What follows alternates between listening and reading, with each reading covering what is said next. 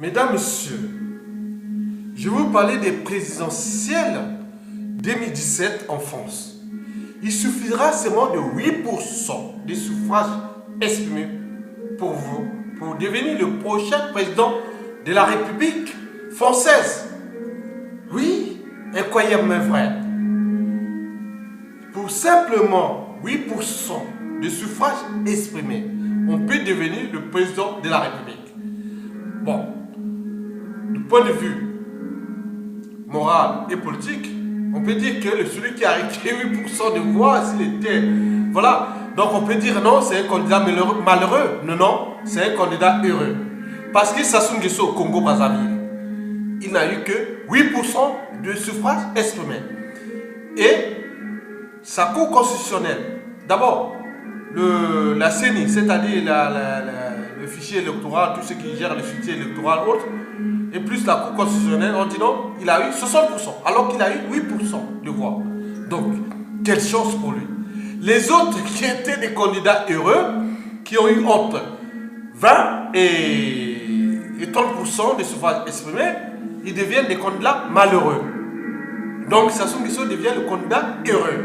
Donc, cela ouvre des perspectives nouvelles, des enjeux nouveaux à l'échelle congolaise et aussi, surtout française. Parce que, pour moi, comment un individu qui a 8% des suffrages exprimés peut devenir président de la République? C'est jamais vu au monde, dans l'histoire des sociétés et de la civilisation. Quels principes et valeurs nous allons montrer aux yeux de nos enfants, petits-enfants et générations actuelles et futures, quand tu vois sur la toile qu'un monsieur, un vieux monsieur de 77 ans, n'a recueilli que 8% des suffrages exprimés, il devient président de la République. Ah mon Dieu. Et l'autre, donc qu'est-ce qui se passe aussi?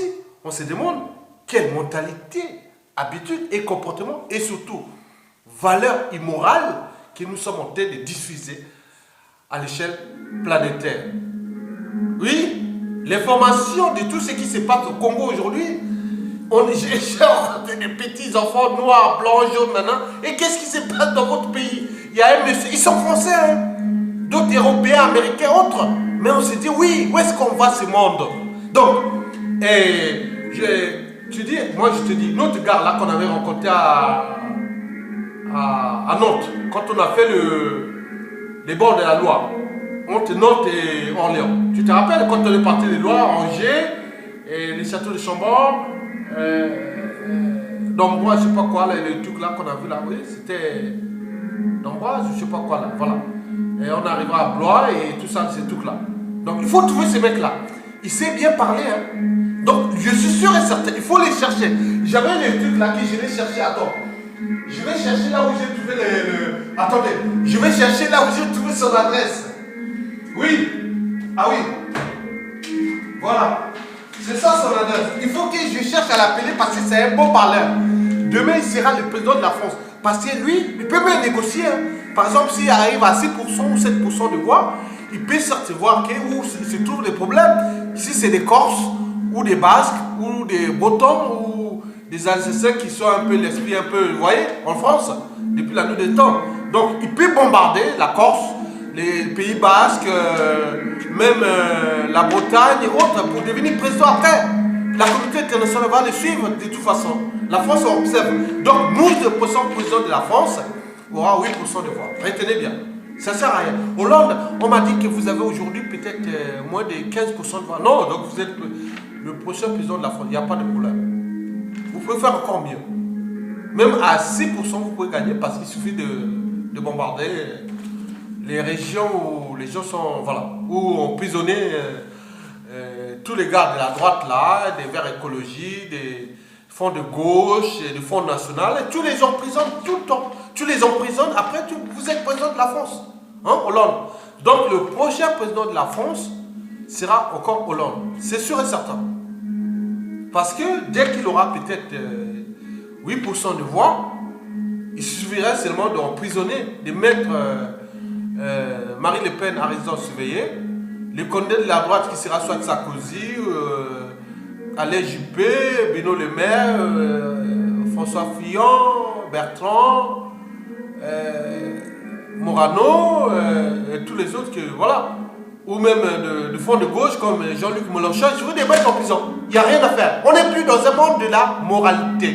On est dans un monde d'immoralité. Il faut les emprisonner. Commencez maintenant. Même dans ton camp, qui s'appelle, qu'on appelle le monsieur là, Emmanuel Macron.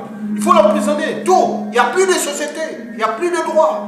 Le monde entier voit à l'échelle congolaise. Sassou Nguesso, comment un gars qui a 8%. Voilà. Donc je vais appeler, prendre le téléphone et appeler le monsieur là que j'ai rencontré sous les bords de la Loire en 2015 en même, que nous avons fait entre Nantes et Orléans à vélo. On a fait 5 jours. Bon, jeudi jusqu'à dimanche, voilà, on a 4 jours, voilà, 4 jours à vélo. Voilà, donc on l'a trouvé. Bon, les gars, vraiment, il a un sens de la rhétorique et des mots qui est très très important. Je pense qu'il pourra devenir le prochain président de la France. Même à 3%, on pourra lui donner tous les moyens pour... Non, il ne pourra même pas, parce que sinon le général Mokoko, qui est un homme consensuel, qui aujourd'hui a signé un résident avec tous ses collaborateurs, voilà, qui sont emprisonnés, torturés et autres, et la France regarde, la civilisation regarde. Mais on se dit, donc, quand même, quelque part, si on est dans ce monde-là, on peut tuer les gens. Il y a un génocide qui se passe dans les poules. On tue les gens, on fait tout. Et qui demain, bon, personne ne voit, on comprend, on voit, voilà. Donc si ça ne se passe par X raison que les Congolais, les gens sont en train de s'organiser, je suis qui est là pour la diversion quelque part. Mais les gens s'organisent, les Congolais s'organisent en coulisses.